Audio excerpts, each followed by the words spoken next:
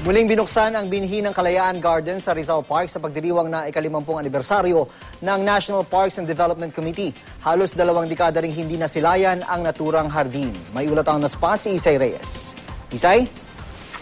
June, sa isang wreath-laying ceremony sa monumento ni Rizal, nagsimula ang pagdiriwang ng 50th anniversary ng National Parks and Development Committee o NPDC. Pagtapos nito, binuksan ang pinakabagong atraksyon dito sa Rizal Park, ang binhi ng Kalayaan Garden.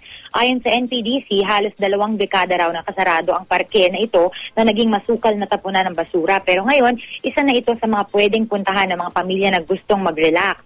Laking tuwa ni Secretary Jimenez dahil may innovation din ng parke na nagre-recycle ng rainwater upang magamit sa mga palikuran. Green restroom ang tawag dito. Para sa kanya, isang magandang huwaran ang Rizal Park para sa iba pang parke sa Pilipinas.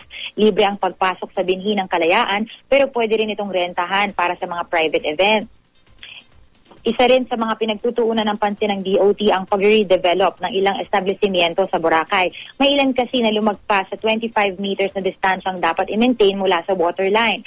Base kasi sa mga pag-aaral ng mga environmentalists, may senyalis na ng sand erosion sa Boracay, marahil bunsod ng global warming. Kaya't para lalo pang ma-enjoy ng mga Pilipino at mga turista ang ganda at puti ng buhangin sa Boracay, kakailanganin ito gawin. Ayon kay DOT Secretary Ramon Jimenez, within the first quarter, inaasahang matatapos ang redeveloping ng mga establishmentong maaga na raw sinabihan ng DOT. June?